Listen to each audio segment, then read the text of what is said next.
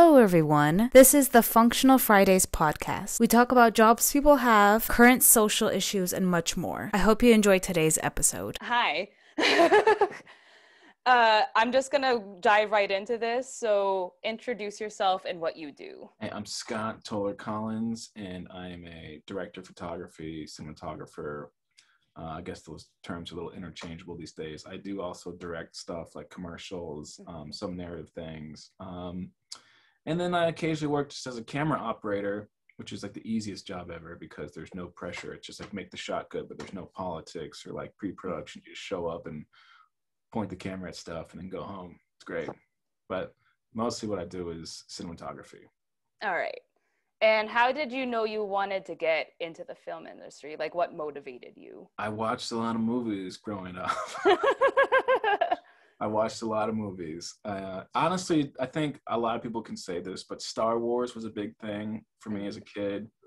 And, you know, I was born in the 80s, and I grew up watching the original trilogy. And I really wanted to go and be in that universe. I just wanted to go and be in Star Wars. So then I thought, okay, the only way to do that is to get into the movies.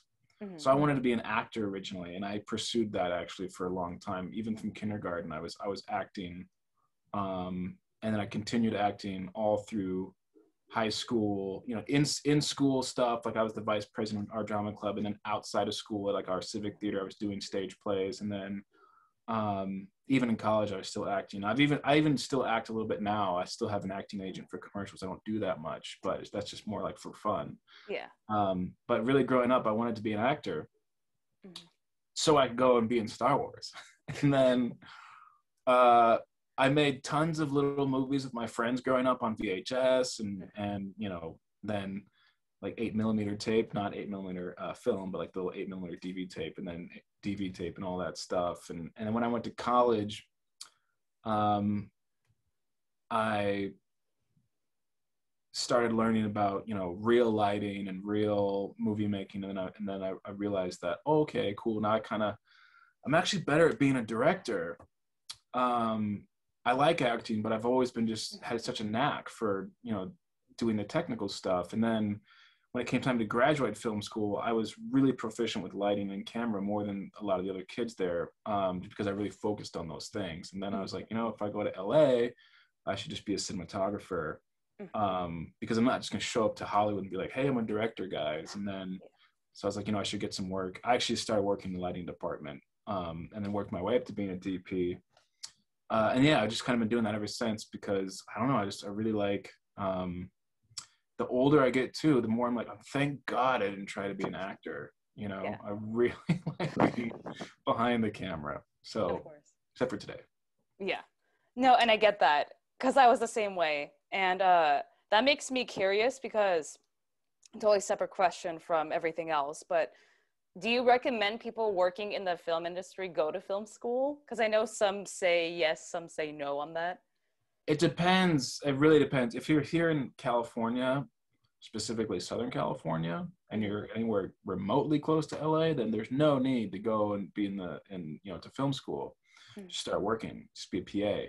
I grew up in Indiana, you know, and not a big film industry there. So I looked at some film schools across the country, and I got accepted to a few. I almost went to SCAD, like the Savannah College of Art and Design. They have a really good film program there, but I ended up going to Full Sail because at the time, back in like 2005, they were like the best place for the technical stuff. Like they had like 5 sound stages they just built. They let us shoot everything on 16mm and 35mm. They had like 15 tons of lighting equipment. I mean, stuff that a lot of film schools probably still don't even have today. And it was a really good place because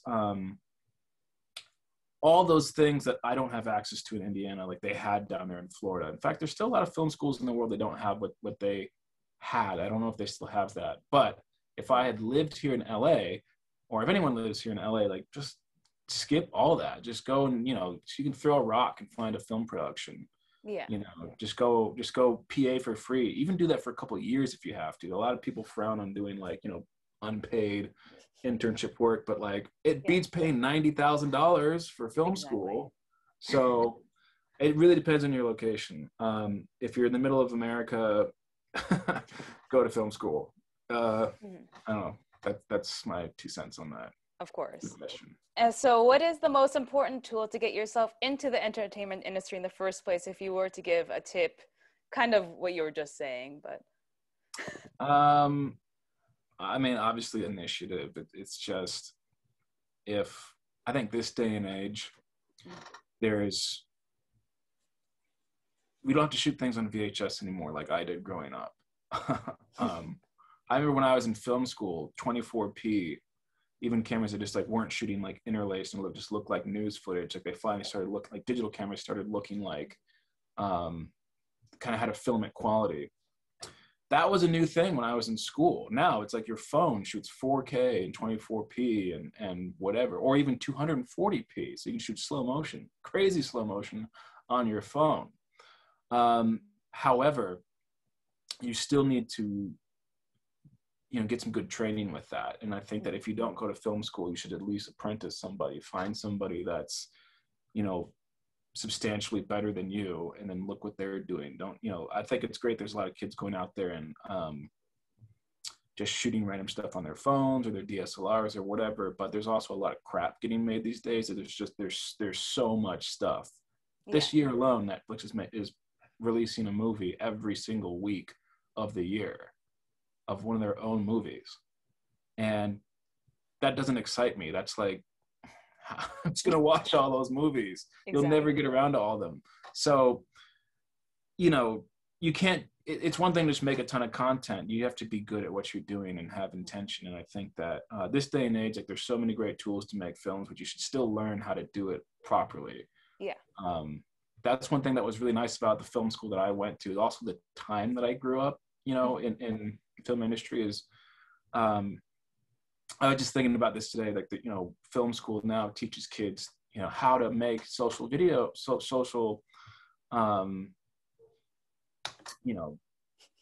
videos and how to market themselves on social media, which is really good, and how to make commercials that are just like for Instagram, stuff that I do.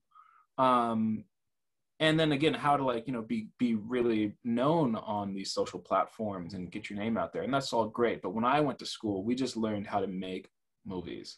That was it. It's like, here's a light meter.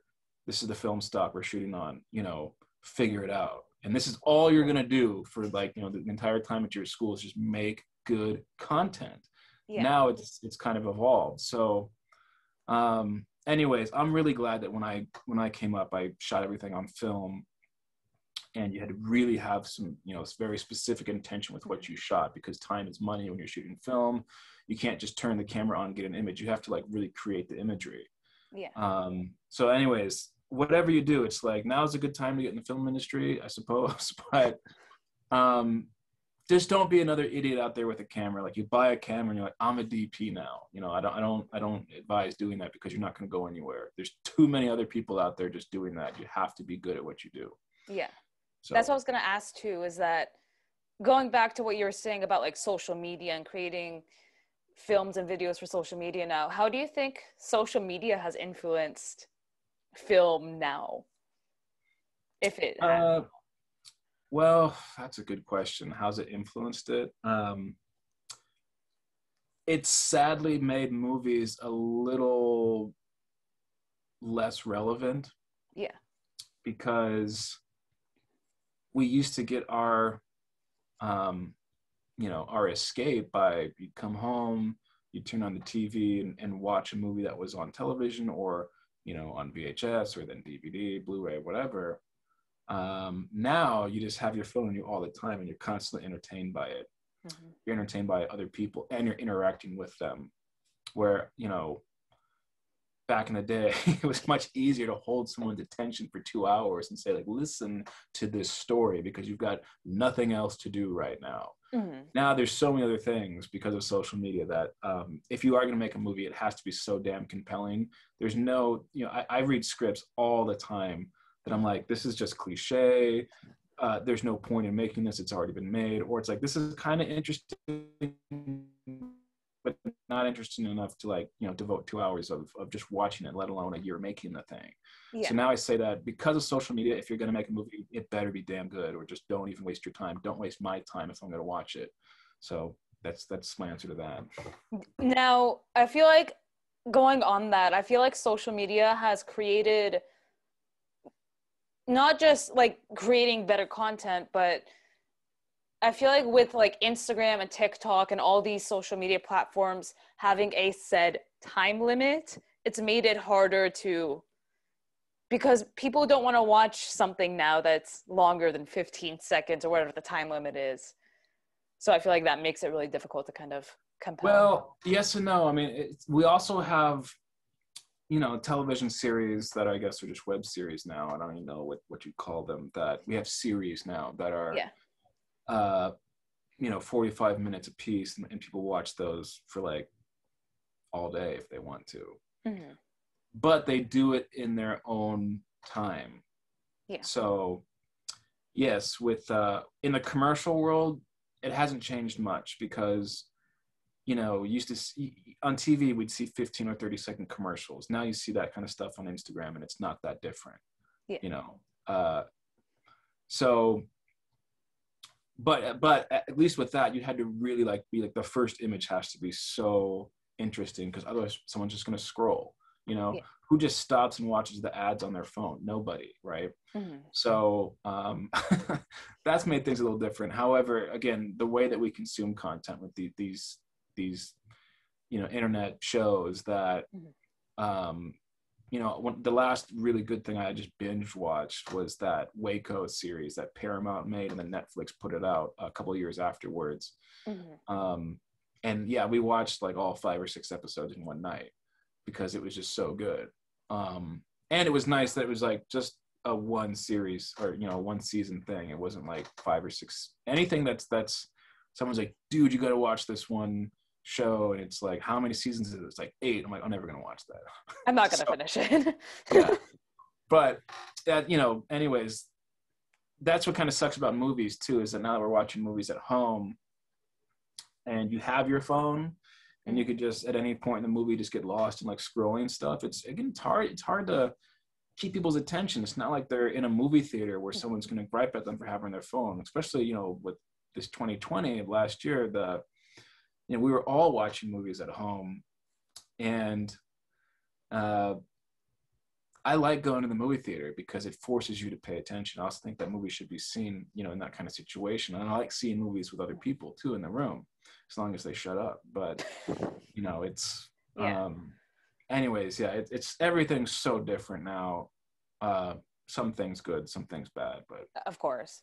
And that's what I was thinking too, is that like, I feel like in that sense, the entertainment industry has been hindered economically and with the attention, and it's been hit in multiple ways. Yeah. So the next question is more going into your career. So what does a cinematographer do on set? We make it look cool.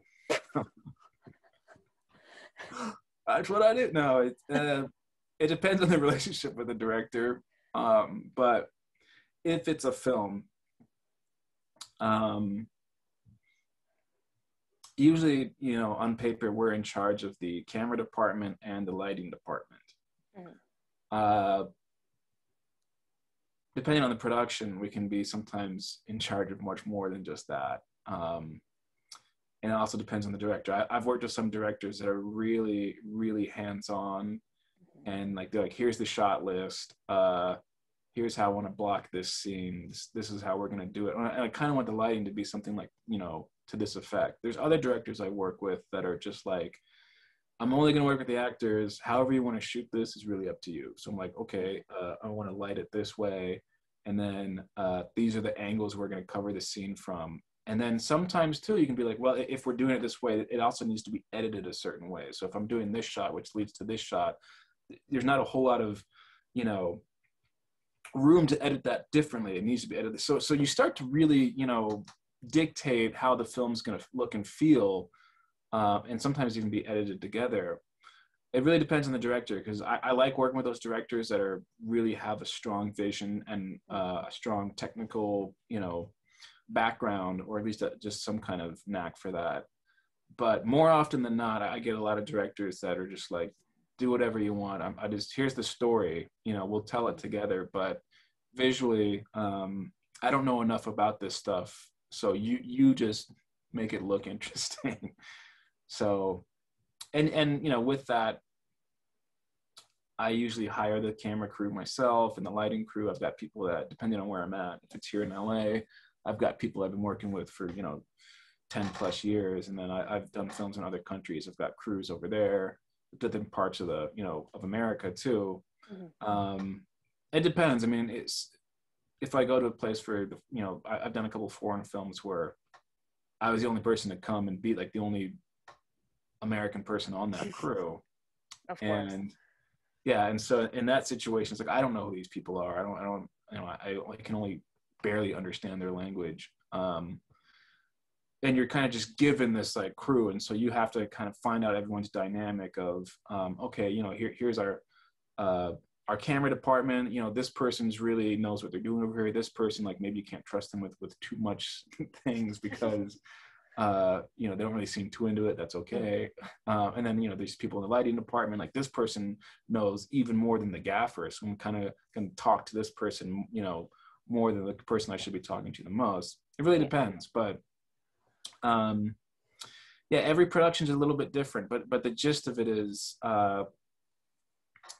again, being in charge of the camera department, the lighting department, and also talking with the production designer about what the colors of the sets are going to be and the costumes and all those things, because we're the ones that have to photograph that stuff. If some production designer brings me this, like, I want this scene to have this really cool color thing, like, well, when we do the color grade, we're going to give it this one kind of hue, so this color that you see right now in person is actually going to change in post-production, so you need to make it another color if you want it to end up being the color you want it to be. Sometimes even, there's one movie that I did in Central America, which was really cool, and hopefully that comes out this year, a movie called Trapos Sucios. That director hadn't really done a whole lot of movies that had like a really big production and art department for, production design team. So he said, whatever you want to do, you do it. And so I was like, okay, like this room's going to be all yellow. This one's going to be all blue. This one's going to be all orange. And this is going to be the color scheme for every room is going to be, like I want this whole living room. It's just going to be yellow, gray, and white. And then this, like the kitchen's just going to be all these orange tones, and the kids' the son's room is going to be this all blue and like these kind of colors. And so, even they'll let me, pick out the paint swatches of what's going to be the color of the paint on the walls, and then also talk about props and all those things. I really like doing that kind of stuff. You don't always get the freedom to do it to that extent, but, sometimes you do. And again, that's one of those things that it's not totally the cinematographer's job to do that. It depends on the director. If they don't feel comfortable making those choices, they'll let you do that. And I like doing that. So, yeah. It's cool. That's another follow-up question too, is that like, there's a couple of questions that came to mind, but who's the closest person you work with on set? That also depends on the production. I mean, usually, of course, you want to say it's the director. And obviously, it should always be that. And it usually is. In pre-production, you're spending time with them talking about sets. You go and scout the locations together and then talk about not just how you're going to shoot it, but in what order you're going to shoot things. That's very important to talk about those things with the director, because they're like, I want to shoot this whole day completely in sequence how it is in the script. And you're like, well, it's actually going to create a lot more time. If we're going to shoot this room this direction, it's going to be lit, this huge lighting setup, we should keep shooting, this stuff this direction. Or at least these two scenes back to back, because they're going to be generally the same kind of lighting setup. I don't like to do what's called block shooting too much, which is like you light one direction in the room and then you turn around, you shoot everything in that direction, then you turn around and shoot everything in that direction. That's kind of confusing for people. Sometimes you have to do that, but usually I like to at least shoot like similar scenes together, and so those are the kind of things you have to talk about with the director a lot in pre-production. So you spend a lot of time with them. But aside from the director, usually my go-to person is my gaffer, who's in charge of the lighting department, and explaining to them what my ideas are for how we're going to light this the setup. In some cases, with some gaffers that are really, really knowledgeable, you can just be very vague and say, I kind of want this mood. I want it to be this color temperature. And you might say like maybe a couple of these kind of lights, but they might just go and do their whole, you know, lighting setup, and then just ask you like, is this okay? I'm like, as long as it's at, you know, a T56, it's fine. Yeah. But more often than not, because I did personally come up through the lighting department, I started as an electrician, then a best boy electric, and then a gaffer myself. Then I jumped over to being a DP. I usually place most of the lights myself because I grew up doing that, you know. But I have to explain those things to the gaffer, and then he delegates that to the rest of the crew, you know, at least on the lighting side. And then there's the grip department, which is, they work hand in hand, but that's a whole other thing.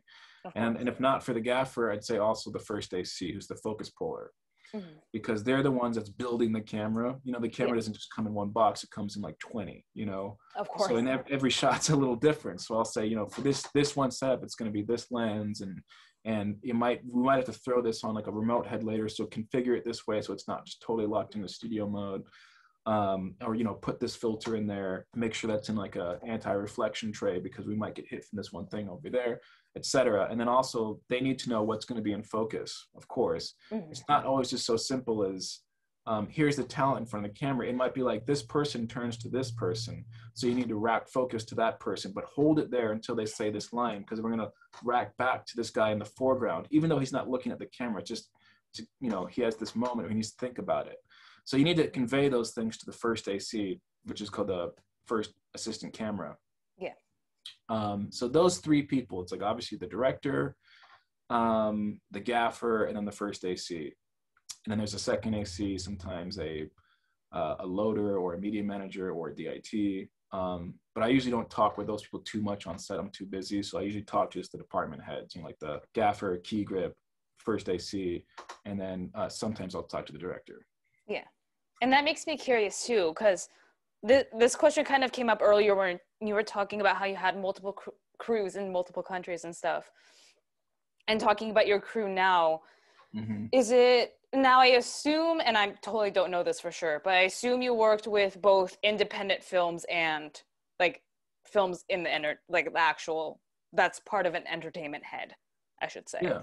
Yeah. So what is more difficult to work on your end? Something that's independent or something that's part of a head?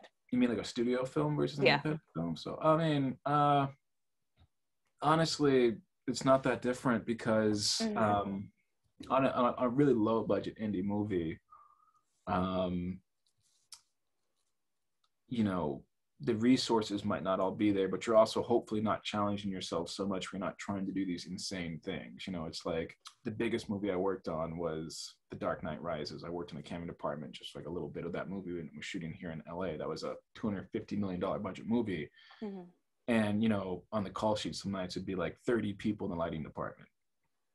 The camera department was like, you know, still around like half that size, but that's a lot of people, you know. Of course. And so you have more people to work with, but you're doing much bigger things.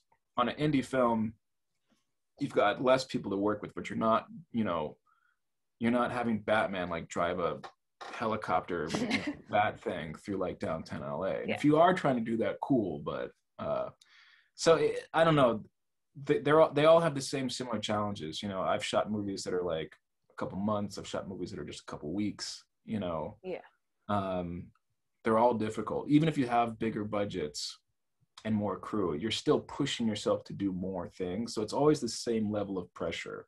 Of course. You know, so, I mean, it does get really tricky. I've done some indie films in you know, small towns in the middle of the country, and those people don't get to do a lot of big production stuff. So you have to teach them a lot of things. Or also, you know, even that movie I did in Central America, you know, we did it in El Salvador and Honduras. It was a really big movie for that region. Probably the biggest movie that's ever been locally produced in that region. And they still didn't know everything that we do in Hollywood because, you know, it's El Salvador. It's not a, you know, it's not typical. So I still had to teach them a lot of things. Now, they all had great work ethic. They all had like, you know, a lot of know-how already, but they just, you know, we were using some equipment that they hadn't even used before down there. So I still had to teach them a lot of things. And so every movie is a little bit different, whether it's big or small. And they should always all be challenging. That's the thing that I even told those people down there. I said, you know, they're like, wow, it's like, you know, movie making is really hard. And I was like, it has to be.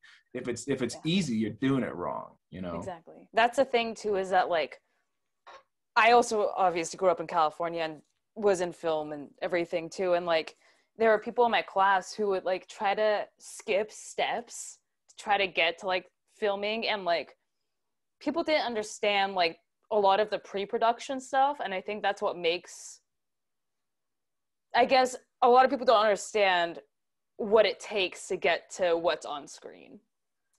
Yeah. All right. So do you personally feel like any cinematographer can be hired onto any sort of set, or do you think every cinematographer has a different vision, and depending on the genre of the film, that specific cinematographer's style and vision is hired? To be honest, it really just depends on who you know. No, I don't know. Kind of. I mean, if you've already done a couple movies with the director, like he's going to give you a call, you know, or she'll, you know, there's directors I've worked with multiple times. And the genres were totally different, but they're like, hey, we've already done one movie together. Let's do this other thing. And it's like, yeah, hell yeah. So, and then I think that there's a lot of cinematographers that all have their own style. So if you haven't worked with somebody before and they're looking for somebody, they might have a particular mood or kind of, you know, an aesthetic in mind that they'll see in some other cinematographer's website or their you know, their reel, or they might have seen on a movie that they've shot and be like, I want this person because that kind of fits what I want to do with this project. So I'll say that 90% of my work though comes from either people that I've already worked with, or they refer me to other people. Sometimes I'll get calls out of the blue. Like that movie I did in Central America, they happened to see the movie, at least they saw the trailer for the movie that I shot in Italy. Yeah. And they're like, we want this movie to look like that. So I said, great, I shot that movie. I can do that. So yeah, of course. And then the movie ended up looking so different in many ways, but you know, but yeah, again, it's really comes down to the relationships mostly. Yeah. Is again, if you worked with them previously or somebody refers you. I wish it was more so that somebody just would happen to, like, you know, give me a call and be like, we really want you to shoot this thing. And that does happen. I mean, even just like last, you know, in December, these people hit me up out of nowhere and it's like, we really like your work. You know, we found your website and we want to do a series of music videos. You know, what's your price? And I was like, you kind of want to be like, what's your budget, you know? Exactly. Like, so I just kind of floated out a number that I thought I'd be comfortable with, like, no matter what. And they're like, cool. And then we shot some really good stuff, and I've never had any contact with them before. And so sometimes that happens. Yeah. You know, I do have an agent, but I don't use him so much for finding me work. It's only like certain things that, like, I don't feel like I want to negotiate myself. I might bring it to him, but also like really negotiating my own contracts and things. So I don't use them that often. Yeah. So yeah. That's what I was gonna ask too, is that, like, there's two questions, but like the first one is, what are the chances of you being like a first time DP or first time anything, and the chances of you being hired compared to someone that has the experience, the knowledge, all that? As a DP or anything on or anything on the spectrum. It might depend on what you're doing. Like if you want to be a director and it's like your first time, obviously. But like, it's funny that we say, like, on bigger productions, there's usually only one first time position, and that's the director. Yeah. You know, if it's a big movie, like no one's it's their first, you know, day as the best boy electric, or it's their first day as the gaffer, or their first day as the first AC, or you know, as the DP. But if it's the director's first movie, it's something different, you know. Of course. But with that said, there has been a lot of, it's weird how it works, you know. You ever seen the movie Fight Club? Yes. Great movie, right? I love David Fincher. That DP who shot that was Jeff Cronenweth. That was his first feature film as the first unit DP. Really big movie. with two big Hollywood actors and a, you know, a director that was already had a decent career. Now his dad happened to be Jordan Cronenweth, who shot Blade Runner. Yeah. You know, and then he also had done some second unit work and some camera operating on other films. But David Fincher was like, you know, I worked with your dad a little bit on Aliens 3, and you were there, and I really liked you. Do you want to shoot this movie? He did the same thing again for Benjamin Button. I love that movie. That was Claudio Miranda's first feature film as a DP. And that guy was straight up came from gaffing. So he was a gaffer. In fact, he gaffed Fight Club. Interesting. So David Fincher has this history of like hiring smaller crew position and then bringing them on to be his DP. Yeah. So Claudio Miranda's first feature was a $150 million budget movie. He'd never shot one before. Now, David Fincher's also a total genius. He's kind of his own DP in a lot of ways. But it does happen. It does happen. Slim chance, it seems, but yeah. You know, another thing, even my first movie when I came out here in Hollywood, you know, when I graduated college, the first movie that I was a gaffer on, first feature that I gaffed was this movie here in LA for like 35, you know, it was shot on 35 millimeter film back when we did that. And I had just gotten out here like, you know, 2 days ago, but I had some friends. When I graduated Full Sail, I stayed there for a couple months to work on this movie called Never Back Down, which is a really fun movie. Anybody ever sees it, I got to cam up a little bit on that. And then I came out here, and the first movie that my friends were working on this movie that was about to shoot, and they're like, oh, no, this really good DP gaffer guy in Florida. We should have him gaff this thing. And they put in a good word for me. I came out here, and 2 days later, the first film I'd ever was a gaffer on was this movie shooting in Hollywood. I'd never even been to California before. And then 2 days afterwards, I'm the gaffer on this movie. It was an 18-hour day, and it was kind of a softcore porn in a weird way, so I quit. I love it. Yeah, it was an interesting movie, and I was still a little wet behind the ears, and I was like, I don't want to work an 18-hour day, and this is kind of weird. I didn't come out here to Hollywood for this, and so I quit. I quit the very first thing that I worked on in LA. But that was the first thing I got to gaff just out of the blue. But again, I had friends that recommended me. So again, that's what I'm wondering. Yeah. That's what I'm wondering too, is how important is connections is in like the entertainment? It's everything, unfortunately. I wish I was even better at that, because I'm not an introvert, but I'm not super social. I don't like going out and like partying too much anymore. And you know, I don't know. It was really hard last year because nothing was going on. But I do like to go to certain functions. You know, I like to go to certain expos and talk to people. And there's certain equipment vendors I like, you know, connecting with. But like, there's not a whole lot of directors that I meet in a social setting. But if you have really good friends that are doing really big things, that's your best way to get work. You know, I mean, and sometimes that'll just happen from your name will get passed on to somebody, but and not like in a social setting, but in a professional, you know, situation. Some of my camera assistants that used to work for me are now shooting giant car commercials just because they happen to do this one little project as a favor to this one director, and that one director was like this huge commercial director. It's like, I want you to shoot everything, and they've been working with that person for the last 5 years, and they're doing Super Bowl commercials, and they went like, you know, up very fast. And of course, like they don't even AC anymore, you know. So that stuff happens. It really is having a good relationship with either certain producers or certain directors. You know, in 2019, the last feature film that I shot, I didn't shoot any features last year because nobody shot a lot of features last year because of COVID. But in 2019, I did a movie with these guys that produced a commercial I shot for Intel. And we just had a good time making that commercial across the country. And then, you know, a few months later, they're like, hey, we're doing this movie this summer. Do you want to shoot it? And they're like, you know, the director likes your work. We showed it to her. And I was like, yeah. So, and that just came from one of those things of just, we just happened to work together on a commercial. So like I said, it's mostly about the relationships. I mean, obviously you have to be really good because otherwise no one's going to want to use you. But Obviously.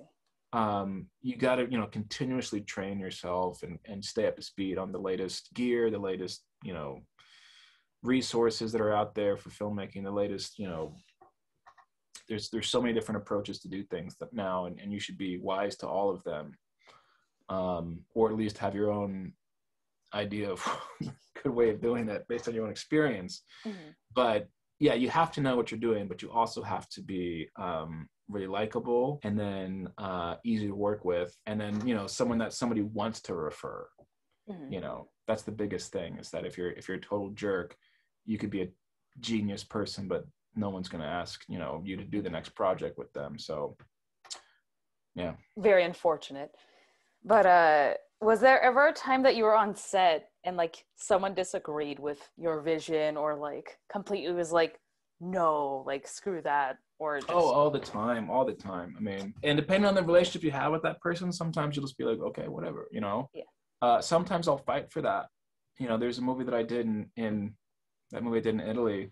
There was a particular love scene that it was supposed to take place early in the morning. I was like, you know, I want the light to be kind of coming through this window, and everything they're doing is going to be kind of in a silhouette, and the camera's going to be very close, and it's going to be very intimate.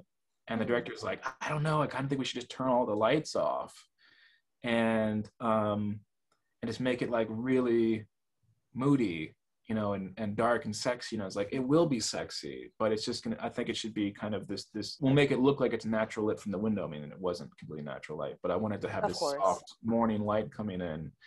And he's like, I don't know, just kind of, I feel like it's, I'm in church or something, and there's this window light. And then the actors actually were really like into what I was pitching, and they're like, I don't know, I like what Scott's, and we were like, you know, so many weeks into shooting this movie, they knew my style, and also even the producers were like, yeah, do what he wants to do.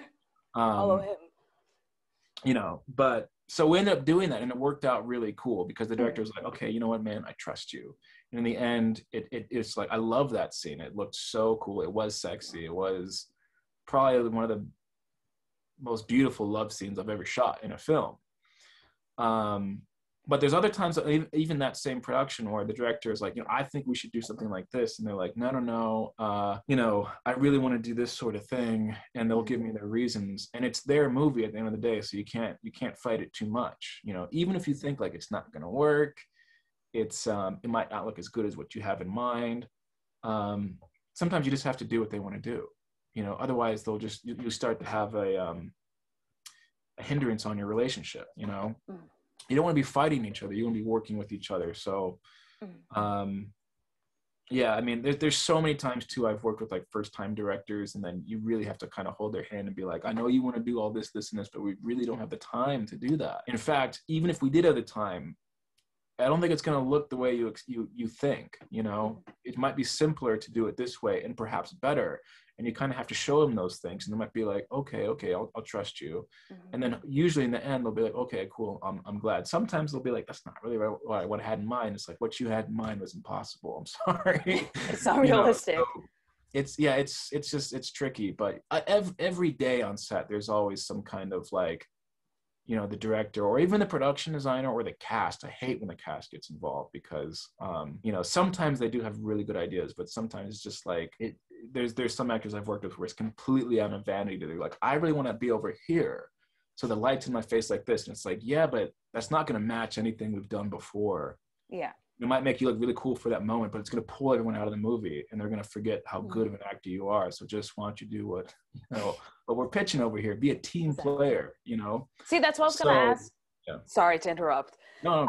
This is what I was going to ask too, is like going back to talking about like being a jerk on set. Do you feel like usually it's the cast member, not to like bash anyone in particular, but do you usually find it like the actors to be the most? No, no, I don't know. It depends. I've worked with a lot of really cool actors that are just really down for the cause. I have worked with some total divas, and you're just like, God, how does this person, we all seen them on camera this way, and that's not who they are, which is so sad.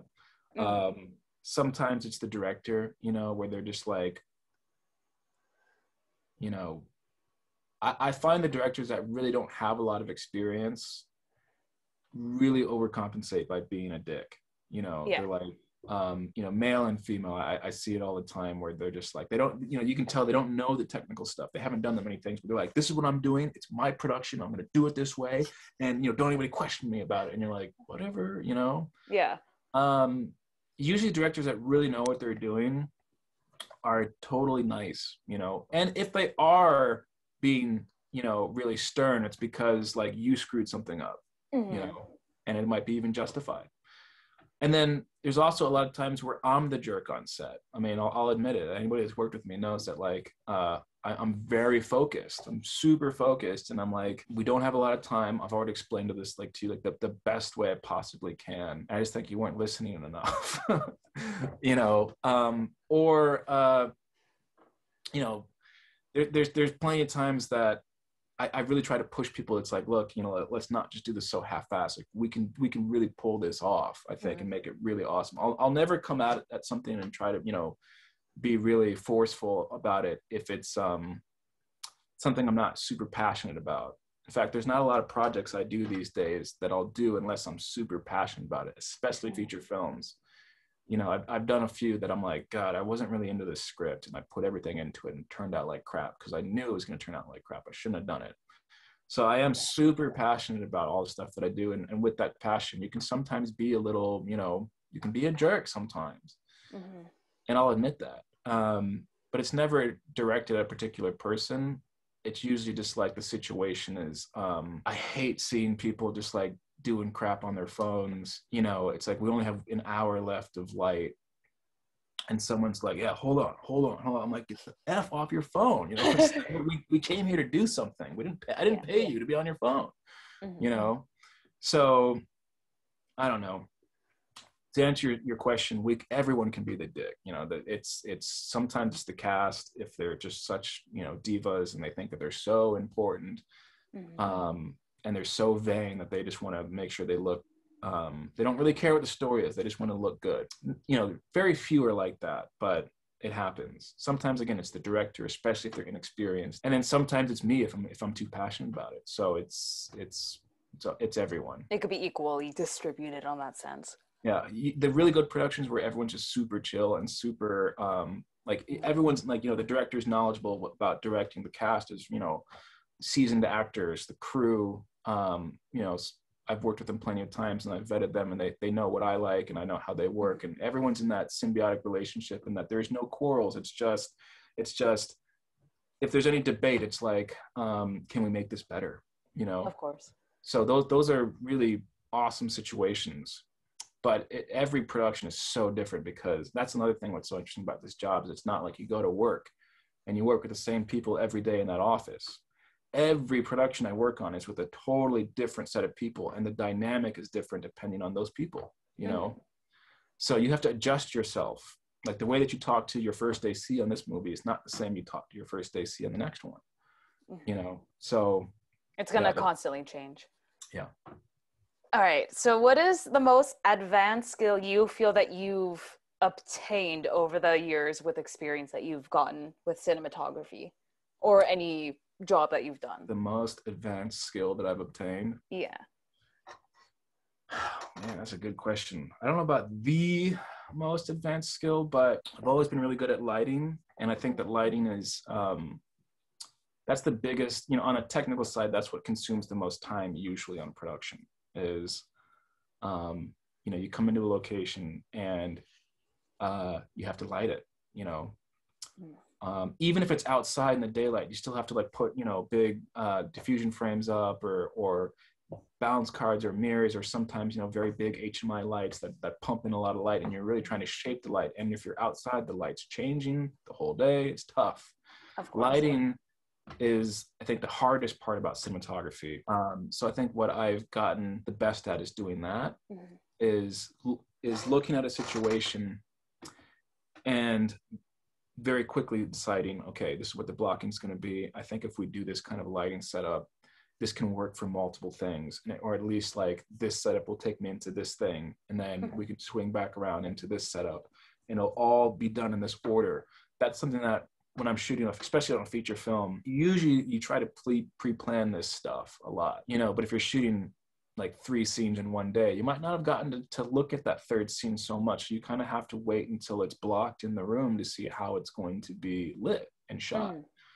And so usually once I look at the blocking with the director, and I'll think to myself, I'll run through all these different scenarios of like, I can put up this light, it's gonna take that much time, I can do all these different lights.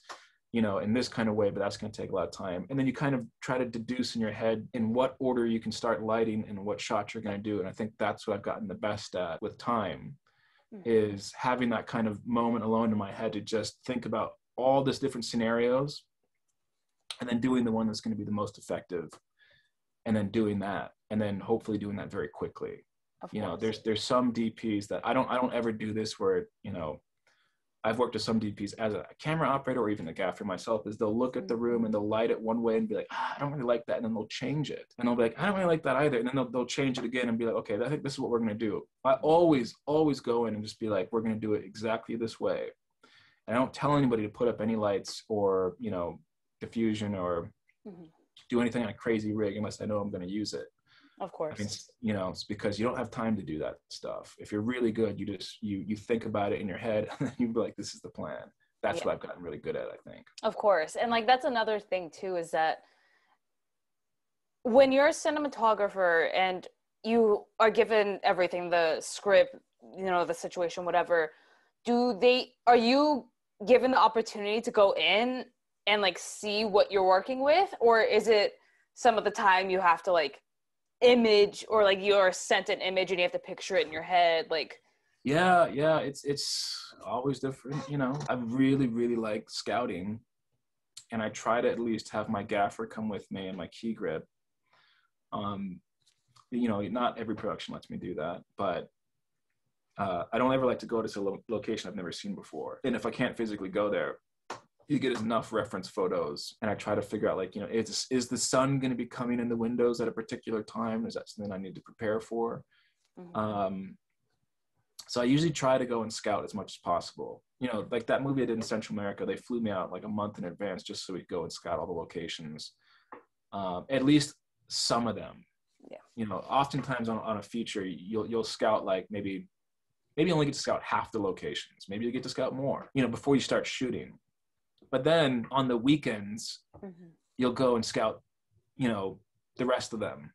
Of course. And I always try to go to those places ahead of time and think, okay, at what time are we going to be here? Or I'll tell the first AD, while we're doing the schedule, it's like, we need to be at this location at a particular time, because if we're here at this time, the light might not work,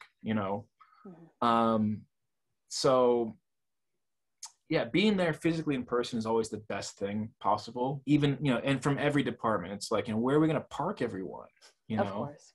Where are we going to eat lunch? Where's the hair and makeup going to be? Are they going to be right here in the corner? Because we're going to need to shoot that way. Are they going to have to move every 15 minutes, So it's always best to go there in person if you can. If you can't, you try to get as many photos as possible from all angles, and then what's outside the building too. Anyways, I love scouting, because it's just being there in the room just gives me so many ideas. If it's something, I don't like reading a script so much and then doing this elaborate shot list, or even a previs, and then you go there and the location is like totally different. Of course. We just wasted all that time, because what we thought we were going to do, you can't do here, Exactly. So yes, scouting, super important. Now, I'm going to wrap this up right now because I'm noticing the time. Is there anything you would like to add for any particular reason? No, I guess that was pretty good. Went by pretty fast. Right?